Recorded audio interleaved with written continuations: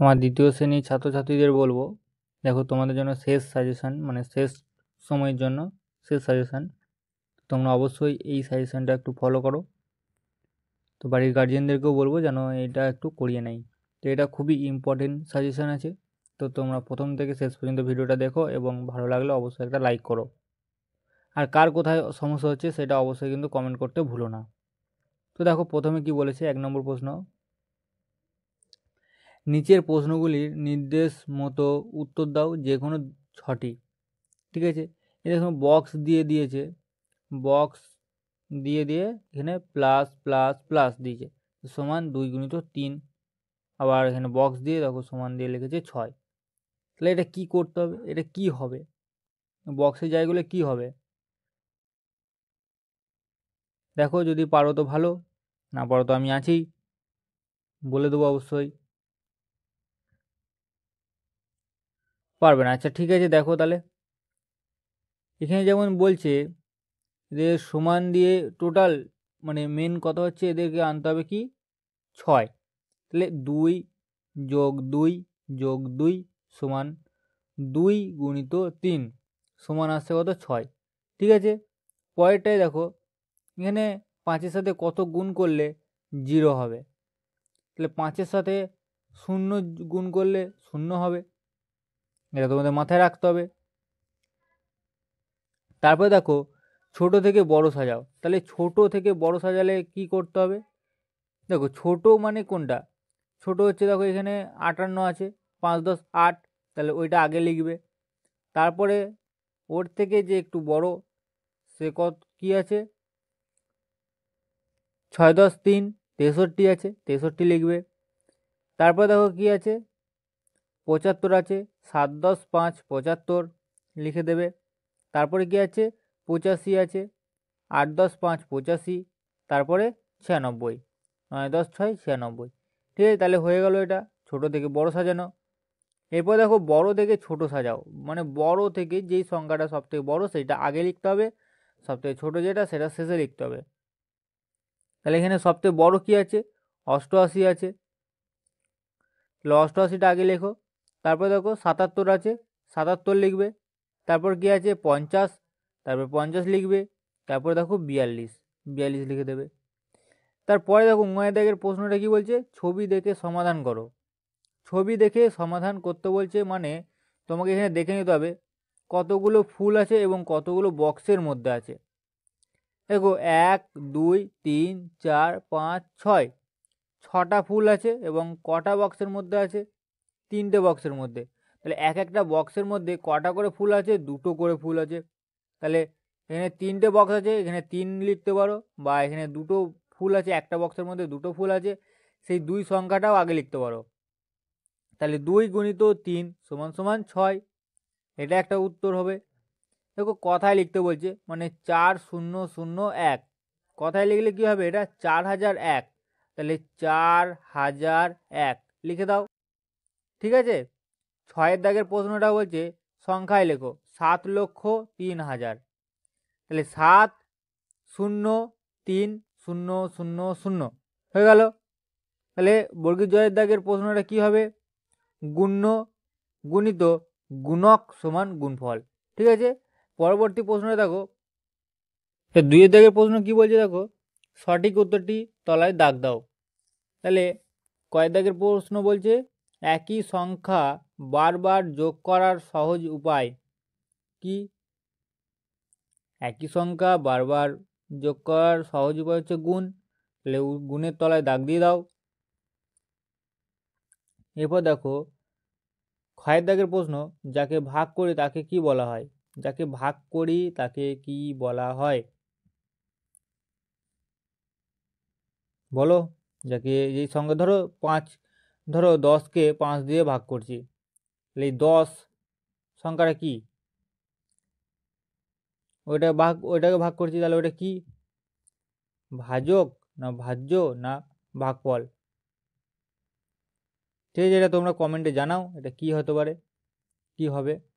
গয়ের দাগের প্রশ্ন দেখো, যোগ করলে মান বাড়ে না কমে না একই থাকে? যোগ করলে মান বাড়ে, ঘয়ের দাগের প্রশ্ন বলছে বিয়োগ প্রক্রিয়ার সংক্ষিপ্ত রূপ হলো কি? ভাগ। ঠিক আছে, তাহলে উমাদের প্রশ্ন 10 গুণিত 5 সমান সমান 50। সমস্যাটিতে গুণক হলো গুণক কোনটা এর মধ্যে? 5, তাহলে 5 হচ্ছে গুণক। ঠিক আছে, এর 3 দাগের প্রশ্ন বলছে কি স্থানীয় মান অনুসারে যোগ ও বিয়োগ করো।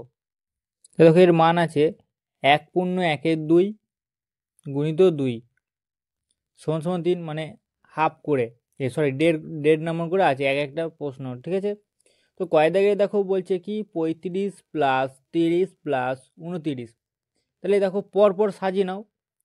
35-এর নিচে লেখো 30, 30-এর নিচে লেখো 29, দিয়ে সোজাসুজি যোগ করে দাও। 35-এর 5 যেটা আছে সেই 5-এর সাথে দেখো 30-এর 0 আছে যেহেতু, তাহলে 5 আর 9 কত? 14, 14 4, হাতে 1, 3 আর 3-এ 6, 6 আর 2 8, রেখে 9, তাহলে কত হচ্ছে? 94 হচ্ছে। লিখে দাও। ক্ষয়ের দাগের প্রশ্নটা কি বলছে 92 মাইনাস কত? 68। তাহলে 92 থেকে 68 বিয়োগ করলে কত হয়? ঝটপট উত্তর করো। দেখো 4 দাগে বলছে বাম দিকের সঙ্গে ডান দিকের মেলাও। বাম দিকে দিয়েছে দেখো 4 প্লাস 4 প্লাস 4,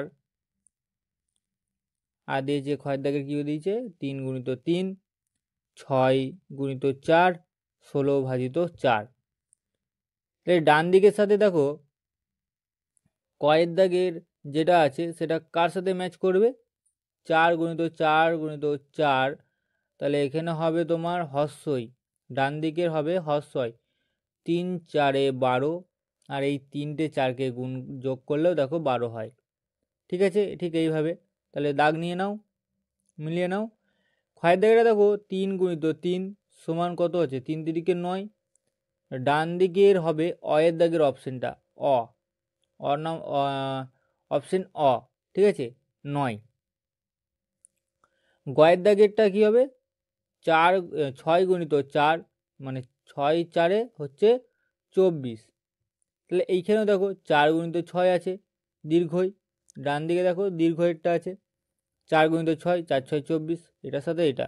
ঠিক আছে, বাম দিকের গয়ের সাথে ডান দিকের দীর্ঘই। ঠিক আছে, এবার দেখো ঘয়ের দাগের 16 ভাজিত 4।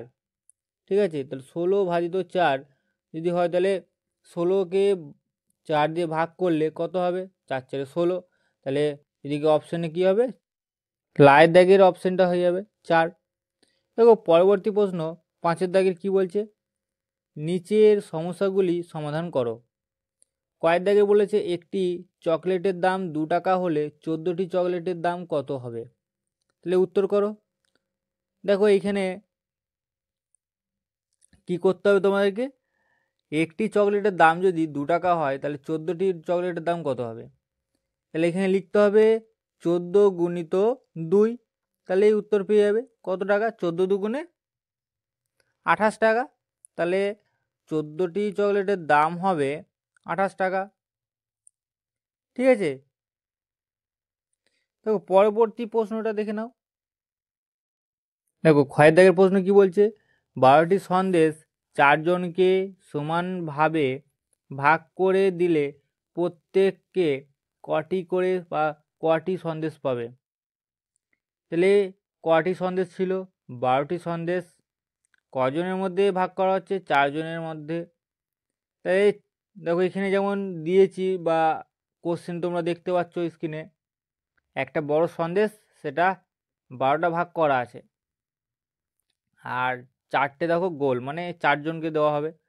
তাহলে 12কে 4 দিয়ে ভাগ করলে কত হবে? বা 4-এর সাথে কত গুণ করলে 12 হবে? তাহলে 4-এর সাথে 3 গুণ করলে 12 হবে। তাহলে প্রত্যেক জনে কটি করে সন্দেশ পাবে? 3টি করে। তাহলে দেখো একটি থালায় কটি সন্দেশ আছে? 12টি সন্দেশ রাখলাম। তাহলে দেখো পেলাম কটি? 12 ভাজিত 4 সমান কটি? 3। তাহলে এখানে লিখে দিতে হবে প্রত্যেকে 3টি করে সন্দেশ পাবে। ঠিক আছে, দেখো পরবর্তী আছে, যেমন হচ্ছে তোমার বারবার বিয়োগের মাধ্যমে যদি প্রকাশ করা হয় 12। প্রথমে ধরো 12 থেকে 4 বিয়োগ করলে কত হলো? 8।